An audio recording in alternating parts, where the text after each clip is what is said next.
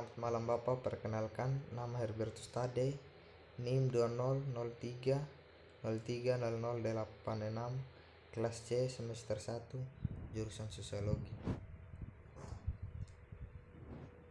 A. Perbandingan konfederasi negara kesatuan negara federal. Yang pertama, konfederasi.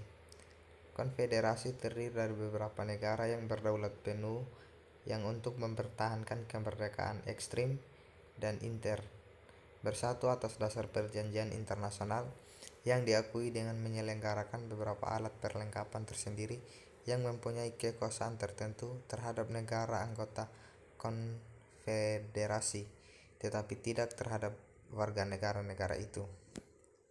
Yang kedua, negara kesatuan. Negara kesatuan ialah bentuk negara di mana wewenang legislatif tertinggi dipusatkan dalam satu badan legislatif nasional pusat. Kekuasaan terletak pada pemerintah pusat dan tidak ada pada pemerintah daerah. Dengan demikian, yang menjadi hakikat dengan kesatuan ialah bahwa kedaulatannya tidak terbagi, atau dengan kata lain, kekuasaan pemerintah pusat tidak dibatasi, karena konstitusi negara kesatuan tidak mengakui badan legislatif lain selain legislatif pusat. Yang ketiga, negara federal. Negara federal ialah bahwa ia mencoba menyesuaikan dua konsep yang sebenarnya bertentangan, yaitu kedaulatan negara federal dalam keseluruhannya dan kedaulatan negara bagian. Penyelenggaraan kedaulatan keluar dari negara-negara bagian diserahkan sama sekali kepada pemerintah federal, sedangkan kedaulatan ke dalam dibatasi.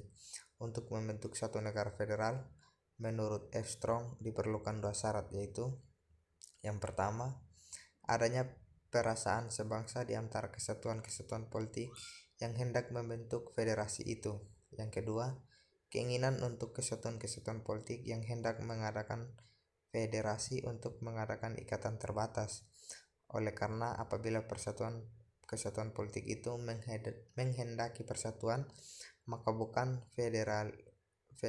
federasilah yang akan dibentuk, melainkan negara kesatuan.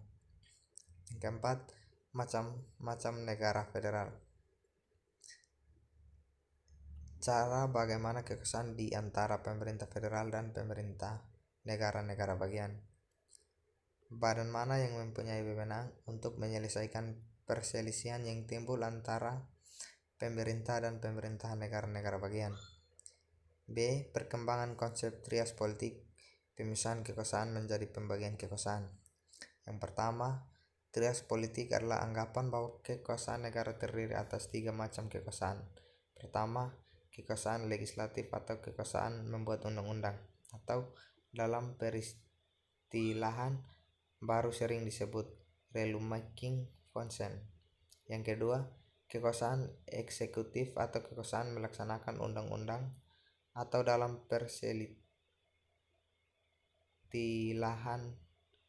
peristilahan baru sering disebut rule application function.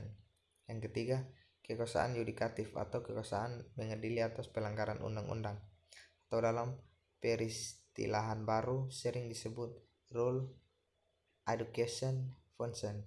Yang keempat, trias politika adalah satu prinsip normatif bahwa kekuasaan function ini sebaiknya tidak diserahkan kepada orang yang sama untuk mencegah penyalahgunaan kekuasaan oleh pihak yang berkuasa. C. Badan eksekutif, badan legislatif, badan yudikatif. Badan eksekutif dalam arti yang luas juga mencakup para pegawai negeri sipil dan militer. Dalam naskah ini, istilah badan eksekutif dipakai dalam arti sempitnya. Tugas badan eksekutif menurut tafsiran tradisional asas trias politik hanya melaksanakan kebijaksanaan yang telah ditetapkan oleh badan legislatif serta menyelenggarakan undang-undang yang dibuat oleh badan legislatif. Akan tetapi dalam pelaksanaannya, badan eksekutif leluasa sekali ruang geraknya. Badan legislatif atau legislatur mencerminkan salah satu fungsi badan, yaitu legislate yang membuat undang-undang.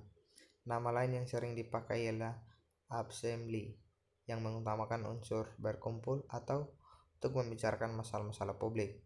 Badan legislatif di negara-negara demokrasi disusun sedemikian rupa sehingga ia mewakili mayoritas dari rakyat dan pemerintah bertanggung jawab kepadanya. Badan yudikatif.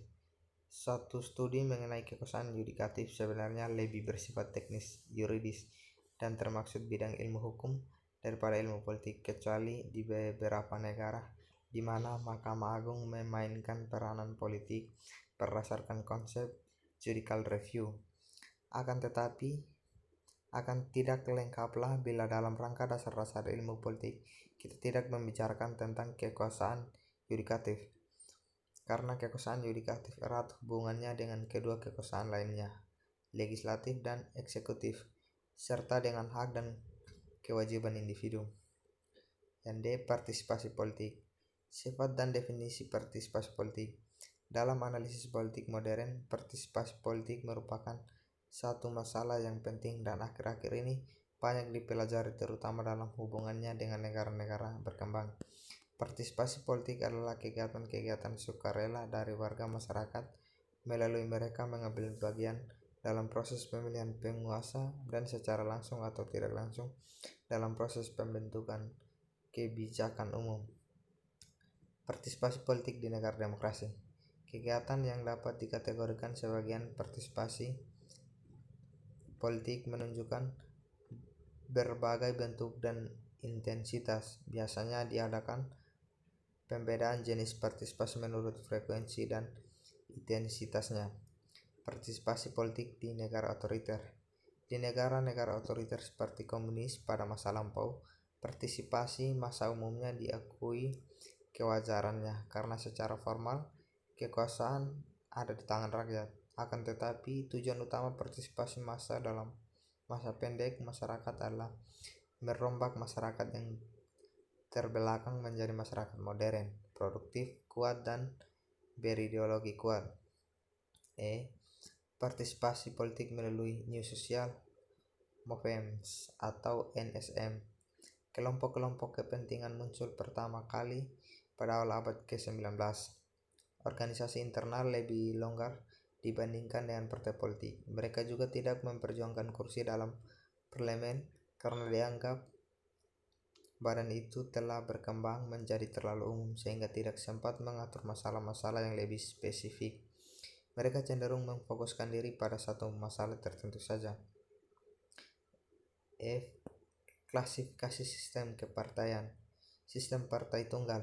Ada sementara penghambat yang berpendapat bahwa istilah sistem partai tunggal merupakan istilah yang menyangkal diri sendiri atau contradiction in terminis, sebab satu sistem selalu mengandung lebih dari satu bagian atau pars.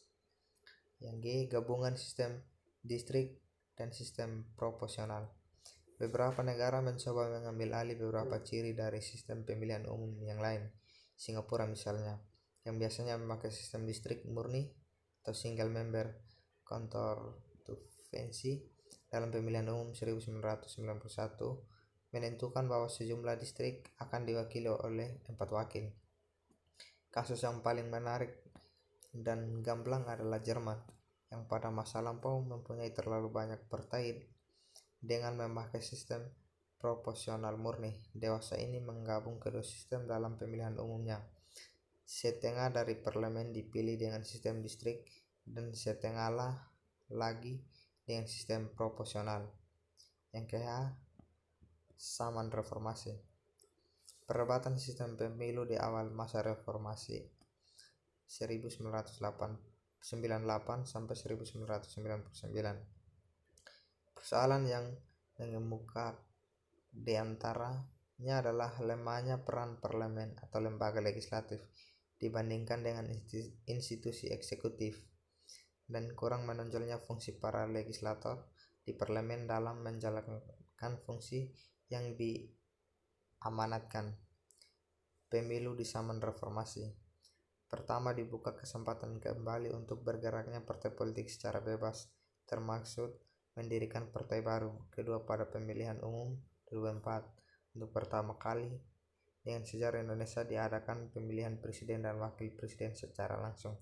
Sebelumnya, presiden dan wakil presiden dipilih menjadi permusyawaratan rakyat atau MPR. Demikian presentasi saya. Terima kasih Bapak.